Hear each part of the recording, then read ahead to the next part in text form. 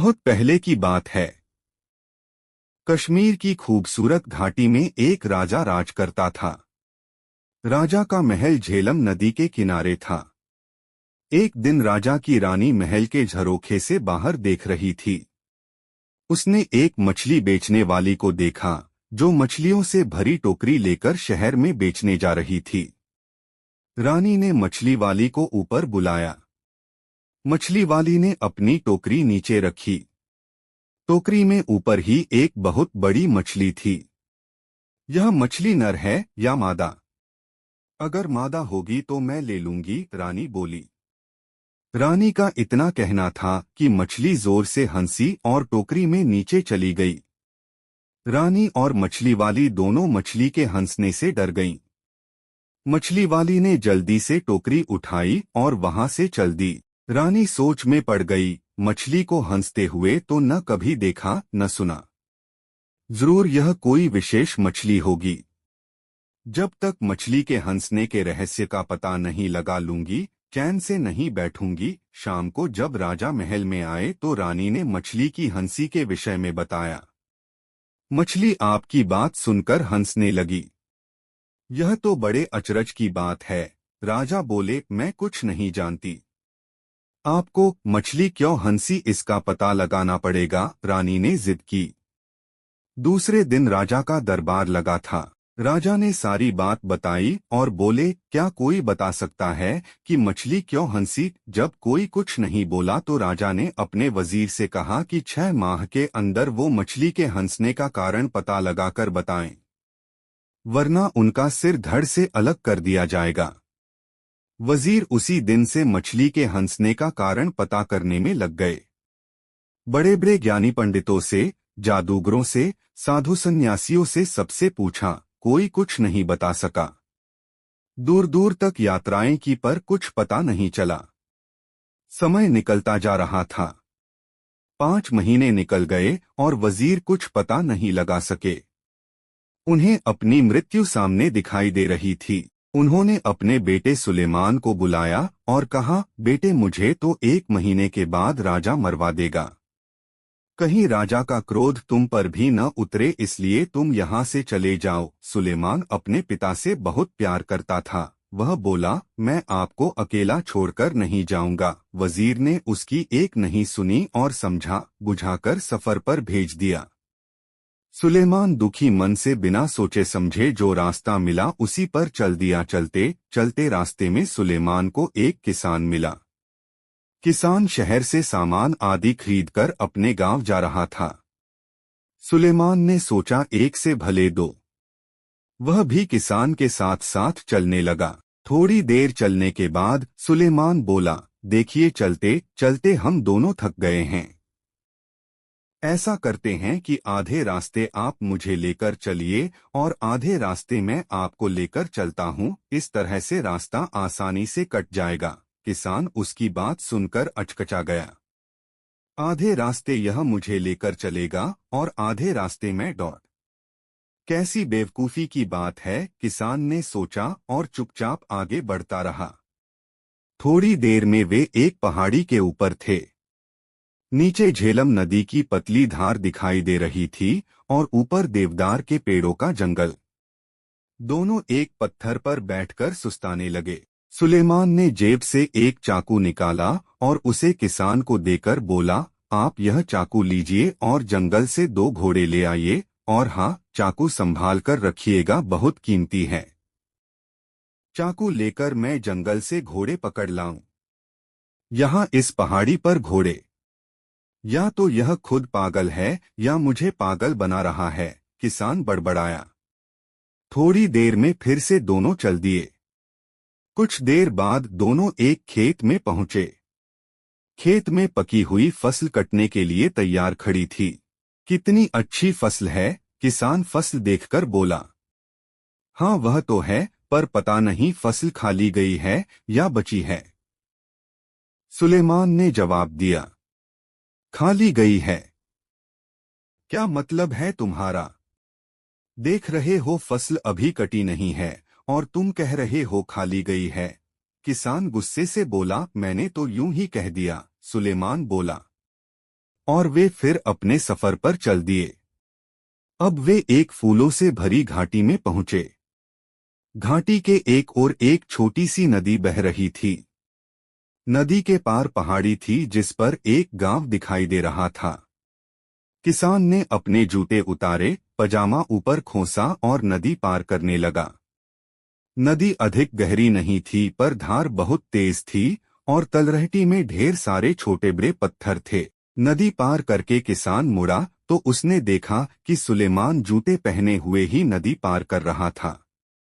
सचमुच में ये पागल है, किसान ने सोचा। नदी पार करके दोनों पहाड़ी पर चढ़ने लगे। गांव के पास पहुंचकर किसान बोला, मेरे घर चलो, कुछ खा पी कर और आराम करके आगे के सफर पर निकल जाना। मुझे बड़ी खुशी होगी आपके घर चलकर, लेकिन क्या आपके घर की छत इतनी मजबूत है कि आप मुझे अपने घर ले जा सकें? सुलेमान ने जवाब दिया। अब किसान अपने गुस्से पर काबू नहीं रख सका और बोला, मैंने तो शराफत के नाते अपने घर आने की दावत दी थी। नहीं आना है तो मत आओ, पर मेरा अपमान तो मत करो। इतना कहकर किसान अपने घर की तरफ चल दिया। किसान की एक बेटी थी, गुलनार, बहुत समझदार और चतुर।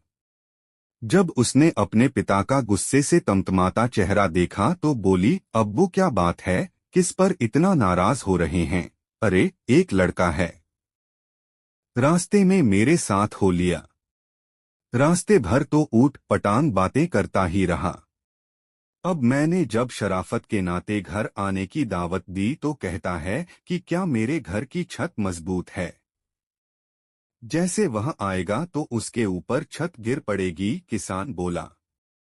अपने पिता की बात सुनकर गुलनार हंसने लगी। अरे अब्बू, छत कमजोर होने से उसका मतलब रहा होगा कि आपकी हैसियत ऐसी है कि आप उसकी खातिरदारी कर सकेंगे। जरूर वह किसी अमीर घराने का होगा। किसान ने सोचा तो उसे गुलनार की बात ठीक लगी।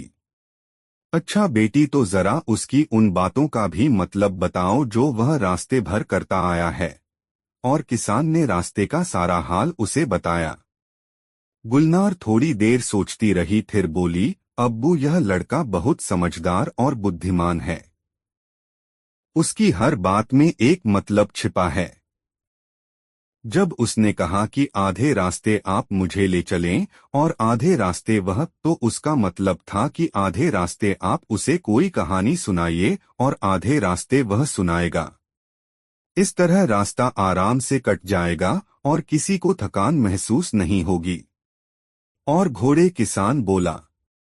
घोड़ों से उसका मतलब असली घोड़ों से नहीं था। उसका मतलब था कि जंगल से लकड़ी की दो मजबूत टहनियां काट कर ले आइए, जो छड़ी का काम देंगी। चलते चलते थक जाने पर छड़ी का सहारा किसी घोड़े से कम नहीं होता।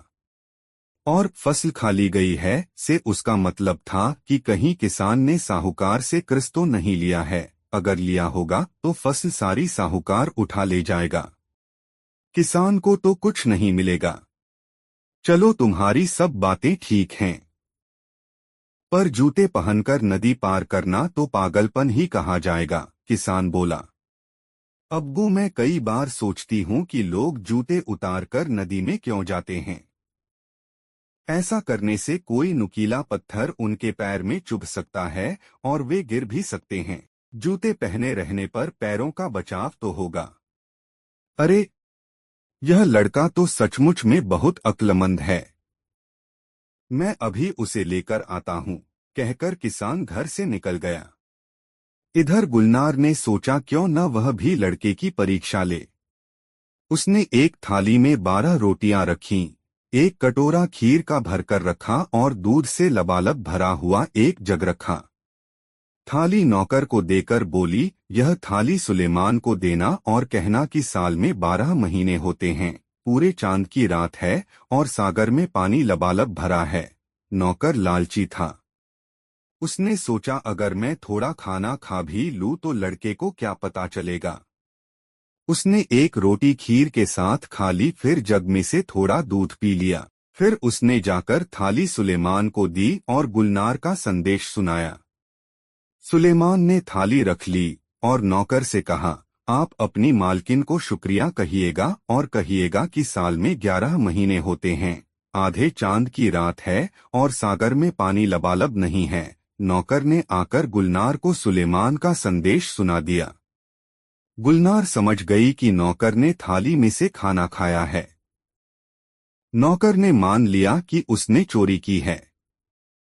यह बात तुम्हें कैसे मालूम पड़ी कि नौकर ने थाली में से खाने की चोरी की है? किसान ने पूछा। अब्बू, मैंने 12 रोटियां रखी थीं, मतलब साल में 12 महीने। कटोरा भरकर खीर का था, यानी पूरे चांद की रात, और सागर में लबालब पानी मतलब जग दूध से भरा है। सुलेमान ने कहलवाया, साल में 11 महीने हैं, मतलब 11 रोटियां, आधे चांद की रात मतलब कटोरा आधा खाली, और सागर में पानी कम है मतलब जग में दूध कम है। वाह, तुम दोनों का जवाब नहीं, किसान बोला। शाम को सुलेमान आया। खाना खत्म होने के बाद गुलनार ने सबको कहवा दिया। कहवा पीते पीते सुलेमान ने अपने पिता और मछली की हंसी के बारे में बताया और बोला, अगर जल्दी ही मछली की हंसी का रहस्य नहीं सुलझा तो मेरे अब्बू की जान चली जाएगी। क्या आप कुछ मदद कर सकती हैं? गुलनार चुप होकर थोड़ी देर सोचती रही। कुछ देर में उसके होठों पर मुस्कान आ गई। चलिए, मैं भी आपके साथ चलती हूँ। मछली के हंसने का रहस्य मैं राजा को ही बताऊंगी, वह बोली। सुलेमान गुलनार के साथ उसी वक्त अपने नगर की तरफ चल दिया। उसके पिता चिंता के मारे खाट से लग गए थे। सुलेमान को देखकर बोले, तुम क्यों आ गए? मैंने तुम्हें आने से मना किया था। अब्बू, आपकी चिंता खत्म हुई। गुलनार मछली की हंसी का रहस्य समझ गई है। आप हमारे साथ फौरन राजा के पास चलिए। क्यों वजीर? मछली क्यों हंसी, कुछ पता चला? राजा ने पूछा। हाँ महाराज, इसका उत्तर यह लड़की देगी, वजीर बोला। महाराज, आपके महल में एक पुरुष स्त्री के भेष में रहता है। यह बात उस मछली को पता थी, इसीलिए वह हंसी थी, गुलनार ने बताया। हमारे महल में पुरुष? असंभव, राजा बोला। महाराज, अभी इसका फैसला हो जाता है, गुलनार ने जवाब दिया। अब उसने एक बड़ा सा गड्ढा खुदवाया। फिर महल की सारी दासियों को उस गड्ढे को कूदकर पार करने के लिए कहा। कोई भी दासी उस गड्ढे को पार नहीं कर सकी सिवाय उस दासी के जो असल में एक पुरुष था। वह एक चोर था और राजा के महल में चोरी करने के इरादे से रह रहा था। राजा ने उसे कारागार में डलवा दिया। राजा ने गुलनार को बहुत सारी धन दौलत इनाम में दी और उसकी बुद्धिमानी की सराहना की। थोड़े दिनों में सुलेमान और गुलनार का विवाह हो गया।